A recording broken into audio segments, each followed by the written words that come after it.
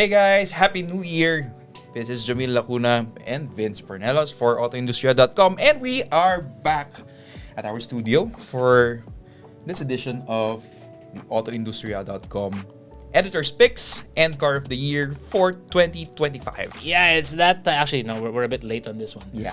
Because we've had so many shoots in the last month. It's been a bit nuts with everything going on and so much traffic. But it's now time to move on, move forward. But before that, we have to look back at what we saw last year. It was lots of hybrids. Yes. Lots of new car launches, lots of events. Although last year turned out to be, how do you say, a bit of a challenge for the industry because of all the issues going on when it comes to traffic, the industry in general, exchange rates, flooding, all that stuff. It all plays a role, and it's been a rather difficult 2025 for the industry. We'll get the numbers in probably a few weeks, but still, it was a great year if you were in the market for a new car. Why? Of course, because we had a lot of electrified models that came in. At the end of the year, we also had some performance models coming in, which will be on our list for this year's winners. We won't tell first, but yeah, as we go along with the editor's picks and car of the year selections, as usual, Vince, we have our criteria, which is it has to be the cars launched in 2025, right? Yeah, it has to be cars launched 2025 or we drove in 2025. Ideally, we try to get them as new as possible. And a lot of the cars here, a lot of the vehicles that we selected were pretty much newly launched in 2025. Yes. And a lot of these vehicles, for them to be selected, they have to really impress us on many fronts, depending on whatever the category is. But generally speaking, we're looking at value, we're looking at quality, we're looking at drivability, comfort, all these things that everyone looks for. Of course, fuel efficiency. We all factor that into our review and condense it into several categories that don't necessarily follow the normal usual conventions. And we don't do compact SUV or mini compact or hatchback. We don't do that. We try to factor to organize them by purpose. Yes. And this year we've got pretty much the same categories, but we've got some very surprising entries and very surprising winners. So let's get to it.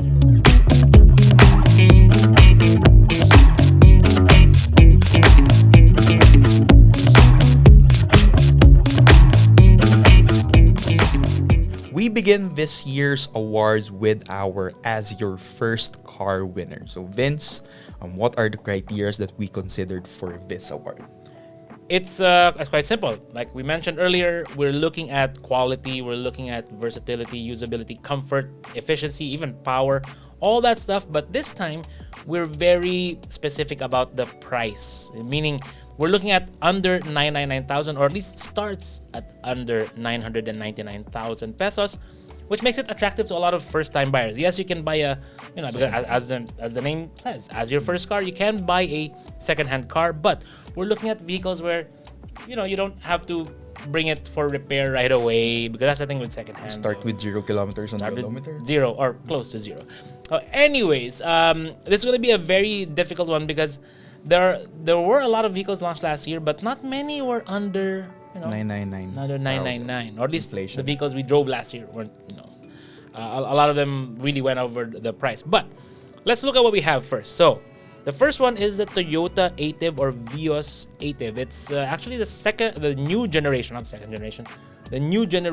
Toyota Vios, now being offered here and imported from Thailand. No? Yes. You were able to drive it? Yes, I was able to drive it in Tagaytay, but the finalist that we're looking at is the 1.3 CVT variant. So we're not going to consider the hybrid variant, which is already over our threshold of 1 million. 1.2. Yeah, okay. So that's the hybrid is out. We're just looking at the 1.3 variant.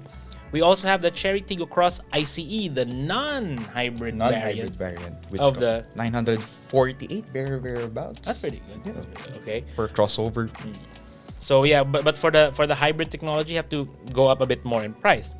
And then the other one, same situation. We have the MG ZS Comfort. Now we know the MG ZS is a very, very popular car. A lot of you guys bought this, and all throughout the last 7 years since they launched it in our market. And it made MG's name in the Philippines. But As it stands, the versions that they have mostly are already over 1 million. But especially this one, the new hybrid variant. yeah, the new hybrid variant, which is nice also, by the way. But our winner for this one, it's kind of a runaway, right? yeah, it's kind of a runaway. It was difficult for any of these models to compete with it.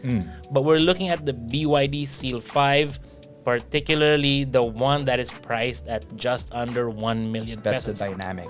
The dynamic, yeah.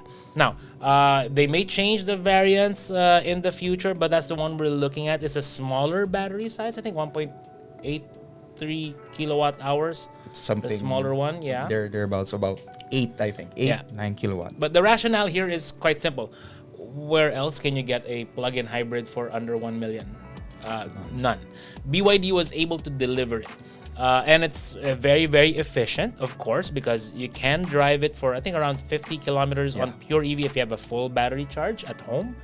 And also, the size of it. Yeah, it's also a big factor because you're looking at paying under 1 million, but you're already getting sizes of like a compact sedan. Yeah, like a Vios money, you get Corolla size. That's the pretty much real the explanation for it. That's pretty much it, right? And while it's not particularly exciting to drive, actually no, it is quick on the highway, but it drives well. It's has a nice feature list also. Yeah, very nice feature list. Even for the base model, I mean, just remove the sunroof, smaller wheels, but even then, it's very Still very gets minimal. synthetic leather inside, not much plastics. And a lot of friends came up to me and said, "What do you really think of the Seal 5?" And I said, "You know what? Try it. You can't go wrong." And every single one who bought, like based on what I recommended to them personally, they're very happy with it. So I guess we can call it pretty much that. It was kind of we were waiting all year long for something to challenge the Seal 5 in our minds, and nothing really came out. Nothing could come close. So the BYD Seal 5, particularly the dynamic, but pretty much across the range, is our as your first car winner for 2025.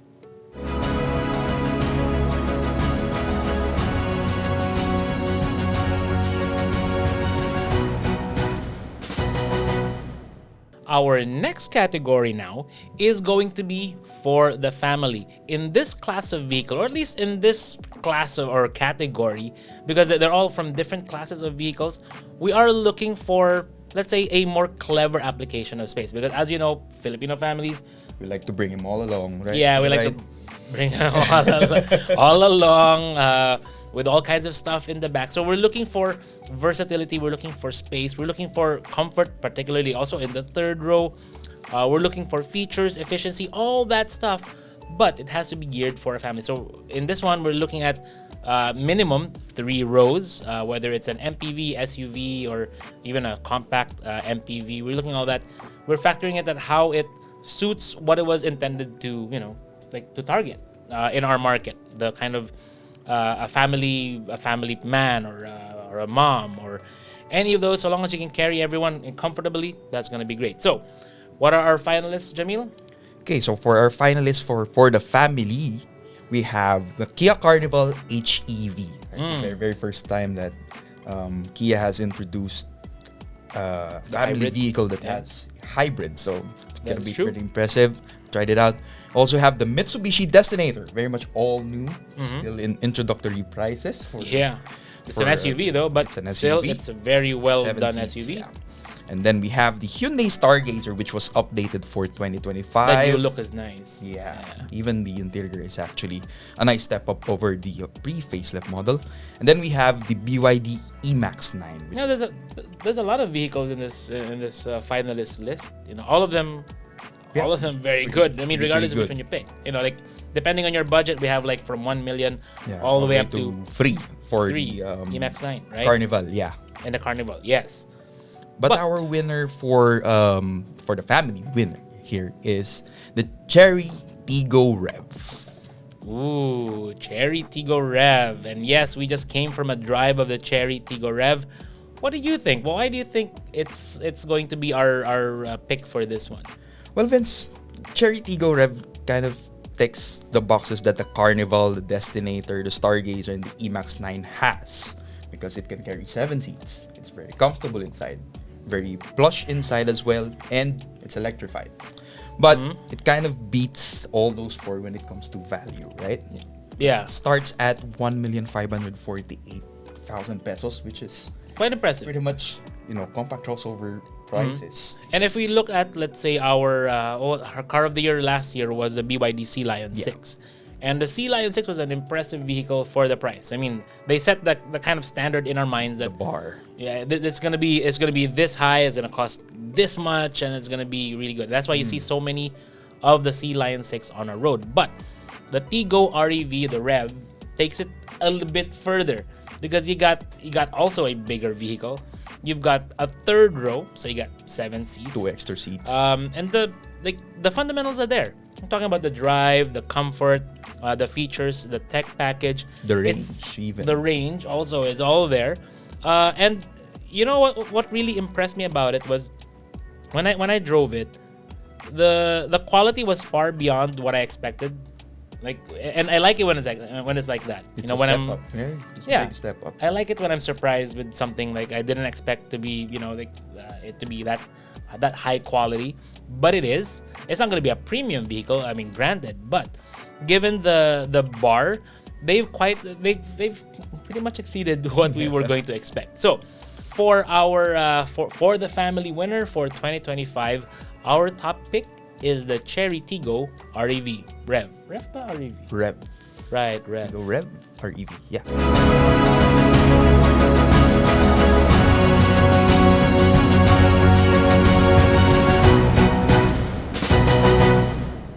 As we've mentioned earlier, 2025 was the year where a lot of electrified vehicles came into the market. And that also reflects in our 2025 Editor's Picks and Car of the Year awards, because we've divided this electrified drive category into 3. We have the hybrid BEV and of course the premium segment electrified drive winner. And that's because a lot of it came out in the market. But we begin first with the electrified drive for hybrid. So Vince, what are our finalists for the electrified drive hybrid? In this one, we're actually not looking at PHEV, HEV, or MHEV, or all that stuff.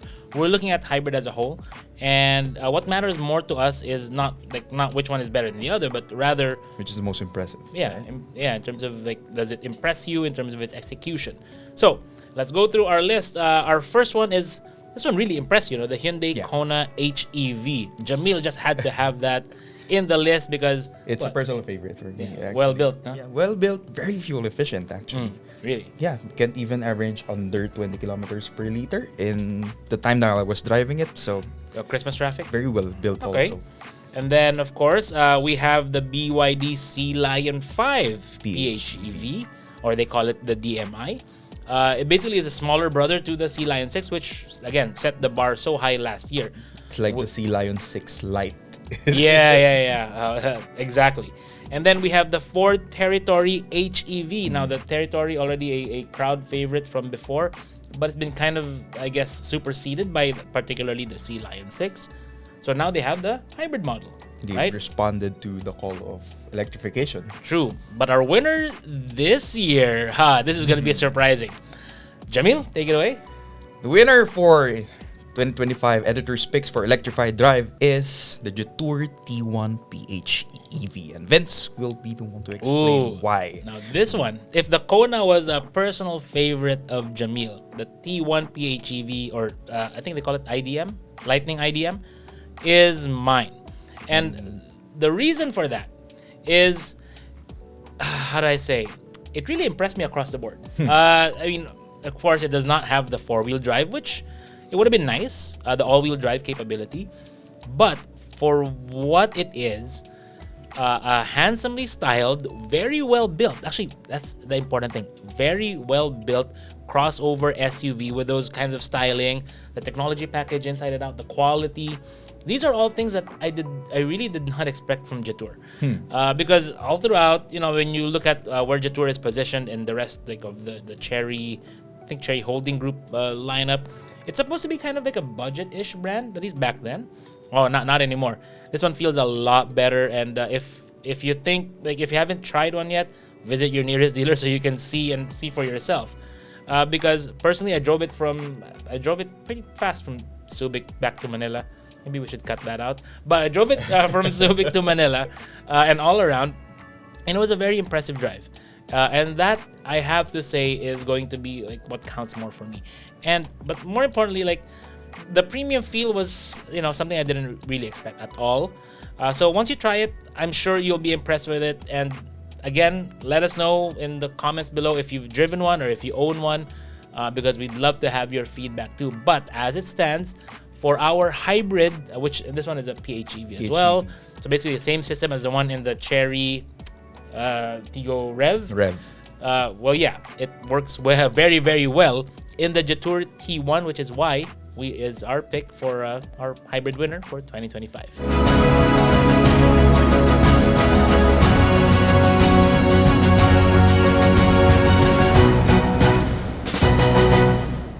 All right, so that brings us to our next category, which is Electrified Drive BEV, or Battery Electric Vehicle.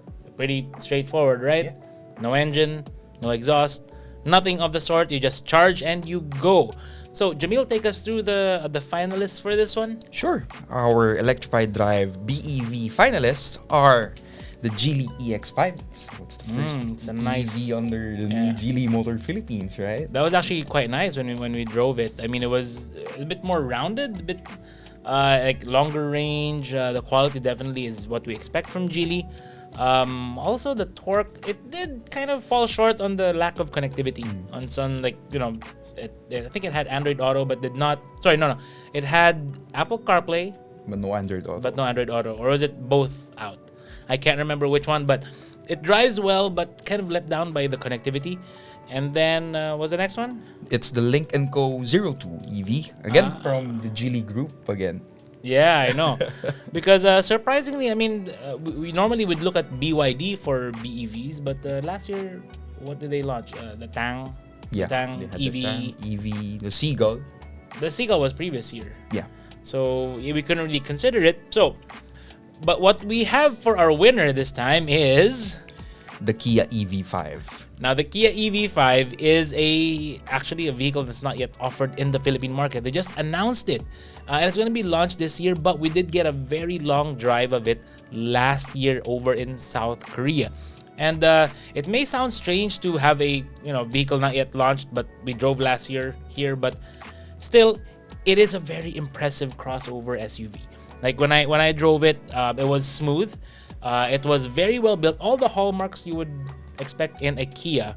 Like, what would you think? Style, the quality. Yeah, style, the quality. And it's torquey, I think, for, like those Hyundai Kia EV platforms have generally been impressive, like the Ioniq 5, the Ioniq 5N, the Ioniq 9. Of course, we're not looking at the N models here. I mean, this is the Kia group, but to apply that in the EV5, we always felt like the EV9 was a bit too big, a bit too pricey.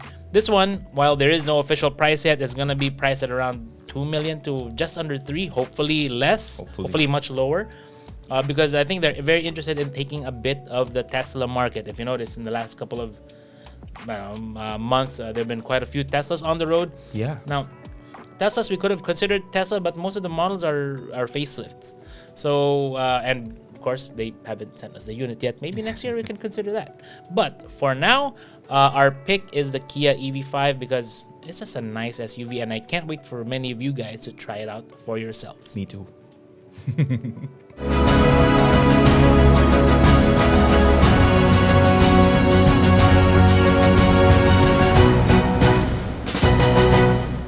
For our next category, we are looking at the winners for Electrified Drive Premium. Now, for 2025, there are not a lot of cars in the premium segment that were classified as hybrid or EV. So we just, put them together. Combine both hybrid and EV into this award.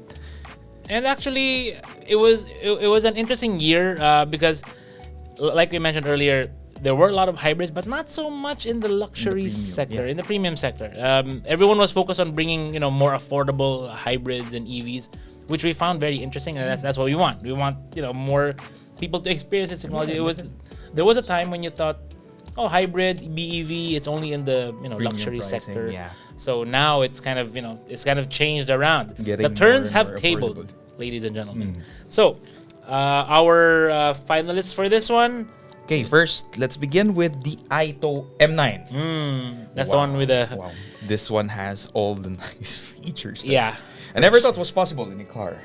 I mean, projector screen that drops down from lounge chairs inside. The lounge chairs is kind of normal. Yeah, normal already for a premium. But it was really impressive in so many ways, and even the lights, you can change out the front lights and tail lights. Shooting that a lot.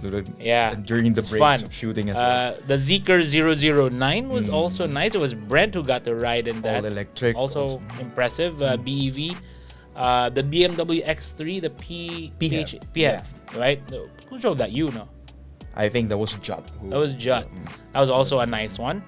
The Macan, Marcos couldn't stop gushing about the Porsche Macan Even EV. Zach, actually, they didn't mind getting stuck in traffic in EDSA on the way back because they were inside the Porsche and they wouldn't really. That's true. But our winner for this one, and this one will come as a surprise because ideally this should have been in 2024. Yeah. But given that everyone all wanted a unit and we couldn't really get we had to get in line to be able to try one for ourselves. And when we did, we were not disappointed at all. We're talking about the Lexus LM, the LM hybrid. So yeah. Should I even ask you why we picked the Lexus LM? If you have to ask me, then you can't afford it. Neither can I. I can't afford it. But the LM, you guys know this. It's the Alphard, basically Lexus-sized. That makes sense. Lexus-sized. Lexus-sized. Lexus level. Lexified. But basically, they leveled it up in so many different ways. Now, the LM has always been an impressive one. We were the ones who actually broke the story so many years ago about Lexus coming out with an MPV or minivan. And now they've got the new generation one. Now, it did come out 2024, early 2024. But we only got to drive it in 25 because everyone, lahat kayo nakapila. Ang dami nakapila Everyone was in line for the LM. For the LM, and finally freed up. We got to try it, and it really was impressive. The seats, you have a little foam that you can control it, like the kind of slots in there. The sound deadening is impressive. The fuel efficiency for something so big, it feels light on its feet. But more importantly, it's like when you get inside, it does feel like a limo. Proper Lexus at that. A proper Lexus, and I think we like it because it's like everything that traditional Lexus stands for, distilled into one vehicle: luxury, space, refinement, all that stuff. If chances are, if you want something in a vehicle, like when it comes to the ride, the comfort, whatever, they've thought of it, and that's what you want. You want in this sector, you want everything to be thought of for you. The only thing it can't do is drive by itself. Which should be somewhere down the future. Yeah. Or you've got Manong Driver to do it for you. But our pick for 2025 Editor's Picks Electrified Premium is the Lexus LM.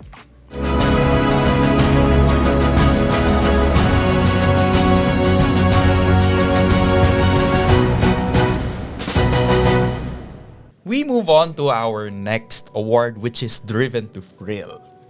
Basically, that's the definition of it.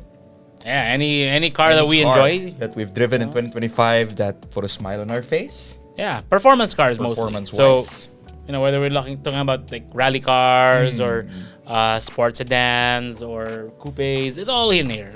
But the problem was not much. Yeah, not many. There was not much models that were launched. Again, the focus was on crossovers last year, but there were a few gems in terms of vehicles we did get to drive last year, and. Let's start with one right now, the Nissan Z Nismo. I think three of us drove that one, you, me, and Marcos. Yeah, I know. My back didn't like it.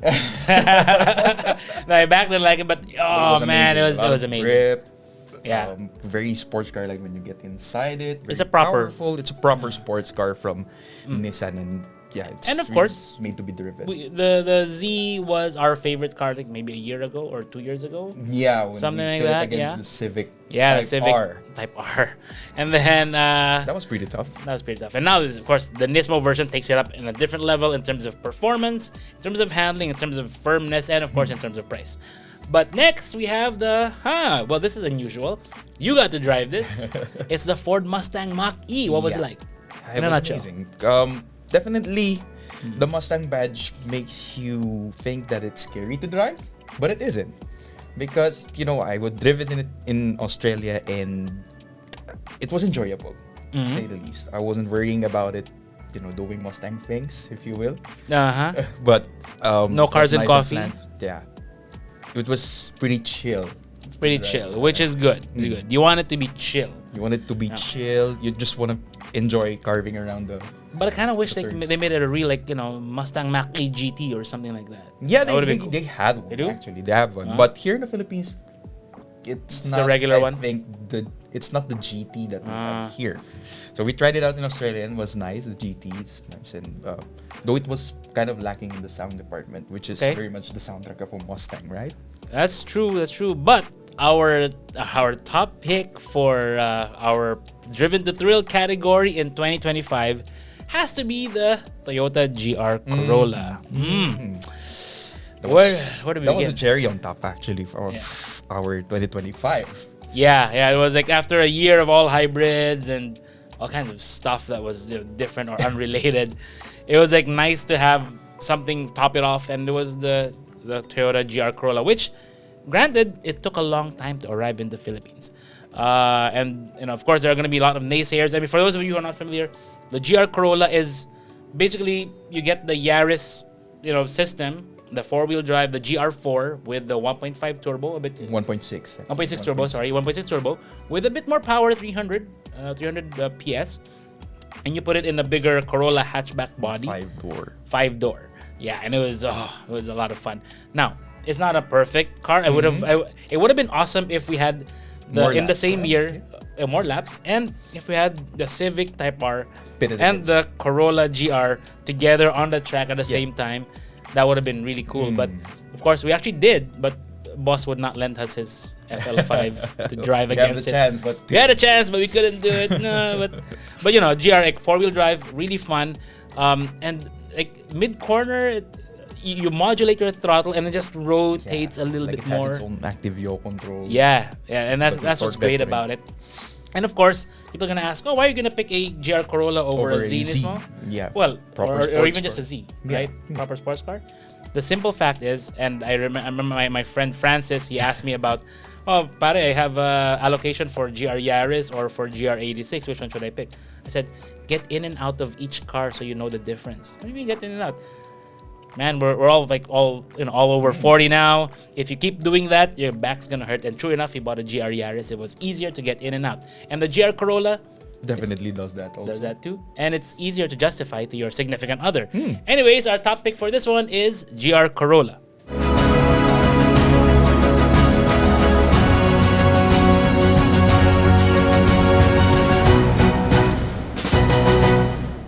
Our next category for this year's Editor's Picks is going to be the Weekend Warrior, or formerly known as the Adventure Vehicle, where this time we look at basically four-wheel drive, all-wheel drive vehicles, things that have space that you can use to, let's say, if you want to go on an excursion, gusto mo mag-camping, mga outing na ganyan, solid eh. Nice and capable for that kind of stuff. So, in this one, we're looking for space, we're looking for ground clearance, we're looking for versatility all around, all the stuff, and of course, the fact that it can, do a little bit of not necessarily hardcore light trails, totoong light trails, not the hardcore, not the boodle light trail. Now, so our first, I guess, finalist in this one is going to be the Nissan Patrol.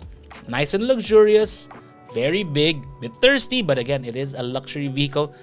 Kind of wish I had a adventure or more basic. The Warrior, the Warrior version of it. Yeah, sana may ganon, but.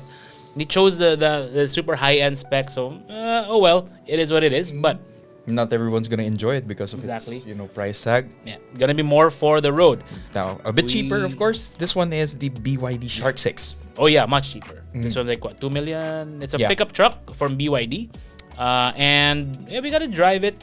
But it's like in terms of off-road capability, it's not gonna be like the traditional off-road pickup truck, but it offers a lot of space. Big bed. It is a V2L also. V2L as well. Because it's plug-in hybrid. Great for camping. And it has that double click on the tailgate to open the tailgate. It's very unique. But yeah, the V2L is going to come in handy. It's a bit heavy though. So, it's going to be different compared to a lot of trucks. It's pretty long. Yeah, it's pretty long. For pickup truck when you're in the city. Yeah, but we have no problem with things long. Anyways, we also have the GWM Canon. So the Canon, this Nice one and is improved. Yeah, new nice and improved. You drove it. Bigger engine from a 2-liter to a 2.4. So definitely the power is a big step up from the previous one. Also, the interior was changed. Okay. Lots of nice materials inside, bigger screens as well. But it's more of a utility truck. Yeah. But the winner here, this is kind of a nice one. It's a nice return to form. Yeah. Because it's from Subaru. And we're talking about the Forester Hybrid. Yeah, the Jamil? E-Boxer Hybrid. I spent a lot of time with that, driving it around Ilocos before it was launched. And kind of has the hallmarks of a proper Subaru. It has the all-wheel drive. It has a nice ground clearance. Very roomy inside because of the headroom. Okay. And it kind of took away the things that you wouldn't want. I mean, Like it in kind Subaru? of takes away, something that you don't like about the Subaru. Fuel economy? Yeah, fuel economy. Yeah, It or kind of took that away. the lack blew of it out fuel of the economy. water. Yeah, the lack of fuel economy. So now it's Okay. very, very fuel efficient. Yeah. Yeah, I mean, compared to like we're talking about it earlier. The Shark 6 is a nice truck, but it is a bit big. Patrol is nice, but luxury vehicle. But really, it's the Forester that offers you the balance of that, and it's like it's something you would really use to go camping at a. Yeah, it has the X mode, which can tackle light trails. That's true. Yeah, Subaru has been testing in Yeah. Tanay, like the older models, and But it's really the space. It's really Yeah, the it's the space, the versatility, and the fact that it's now a hybrid makes it a lot more useful. And you can, venture out farther and do a little less of the fueling up. Yeah. It's a lot less thirsty, and that's important. And of course, being that it's a Subaru, and then how Subarus have become, it handles well. It's going to be less shaking in terms of the inside. Low center of gravity, of course. Yeah, and overall quality. So the Subaru Forester HEV, the Boxer Hybrid, E-Boxer Hybrid. the E-Boxer Hybrid, I have to get the name right, is our top pick for Weekend Warrior in 2025.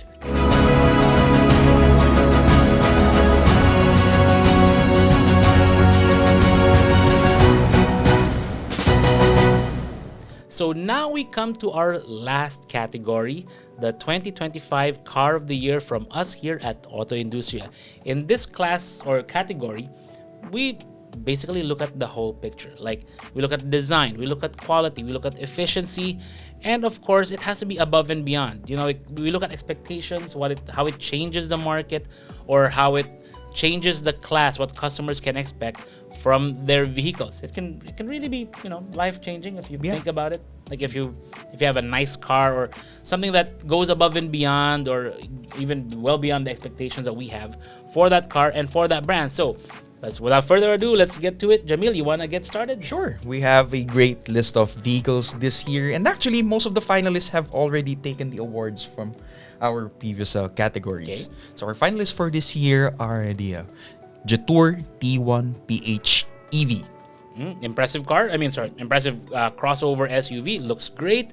Has great range. All the stuff we mentioned before. Your perception of expectation of Jetour. Of a Jetour, which is really, really great. They're really moving forward with that. Next one. Another shoe-in on the list is, of course, the BYD Seal 5 PH EV, which is our winner for as your first car because of the value that it brings. And truth be told, it could have even been a real contender for Car of the Year. And then the next one is... We also have the Chery Tiggo Rev, which has been actually awarded by another foreign motoring outlet. Which is kind of impressive for it. We also have the Subaru Forester E-Boxer Hybrid. E-Boxer. I keep getting the name wrong. I need more seat time in that vehicle. And it's also become Japan's Car of the Year, which is impressive. which is great. But our Car of the Year for this one is a little different, because if you look at our entire list, PHEV, REV, which is also PHEV, and then the HEV or the E-Boxer Hybrid, which is all just a standard HEV type. But our winner is not a hybrid. Not an EV either. Not an EV either. And what we're talking about is the Mitsubishi Destinator.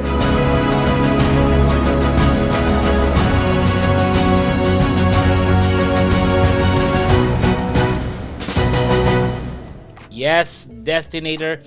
Now you may be wondering, why? But didn't win. Right? They didn't win a single category here. But what we're looking at here is more of the overall picture. And in the past, we've known Mitsubishi to make some great vehicles. We talk like Pajero, Outlander, Lancer Evo, all these things. Now, imagine all of that, and then you kind of put it into a crossover 7-seater SUV, which is lightweight, which is maneuverable, which is well packed with features. Nice and powerful also. Oh yeah, it's punchy. It's punchy. It's got that 1.5 liter turbo gasoline engine with the air liquid intercooler. It's a fun vehicle to drive, and that's what impressed me the most. It's very, very, how do you say, enjoyable when you have it on your own car, right? Like for a family car. Yeah. Even the value that it brings, it actually almost qualifies for many of the categories that we have in our Editor's Picks Awards. Yeah, I mean, like for example, the most affordable variant in the intro price is around 1.3 million, which couldn't really meet as your first car, but if you get a good financing plan, you could actually get it already. If we're looking at it, let's say as a family vehicle, which is part of the category we nominated it in, it can also work very well because if you watch my video on it, the way you get in and out, the comfort in the rear, particularly the third row. Like even if you're sitting in the third row, you got AC, you got a nice view out, you got cup holders, you got space. I really like that they put the AC vents on top of it. Yeah, it's nice. Like for the second and third row, like it's. Kaysa naman nasa gilid mo, and it's very. When you think about it, it's very well thought of. It's very well thought of, particularly for our climate. And also the ride is great. The smoothness of the transmission. Now I know some guys have been commenting about the transmission and all that, but hey, it's so far when we drove it, it did feel good in the city, and that's what we want. And the response is great. Like when you drive it around, it's very easy to drive, and that's what matters to us. More like when you drive it around, it has to be easy. It has to be something you can get familiar with, and more importantly, like you have the versatility, the ground clearance, the fuel efficiency, the tech toys, and all the things you look for in a car. This one already delivers. Now we do wish it had a hybrid. Yeah, I mean that would be great. That would really make it above and beyond. It would even probably win its category if it had that. But we have to say that. It's really great to see Mitsubishi come up with something that we really enjoy. Like in the X-Force, we like how it handled, but we felt the X-Force kind of missing the force. It was missing the force, definitely so. This one delivers that. This one delivers the force that we've been wanting from Mitsubishi, and Mitsubishi doing turbo gasoline engines again. It's like not in a long, we haven't seen that in a long time. Not since the Evo and the Lancer Rally Art, and hopefully they come up with a new one, but that is for another time, and we would love to compare it against Corolla Cross, Corolla, GR and Type R. Yeah, that would be really awesome in the future. But it's nice to see Mitsubishi get back into the spirit of competition once again, and it is our car of the year for 2025. But guys, let us know in the comments below what you think of our list. I know some of these are going to be controversial, but you guys let us know after you've driven it. We want to hear your thoughts. Yeah, want to hear your thoughts on the vehicles we selected, because that would be really cool. Let us know in the comments below, guys. Thank you for watching, and hopefully our 2026 list is going to be even more interesting when we do it. Competitive. Yeah, a year from now. So see you guys. Bye. And thanks for watching.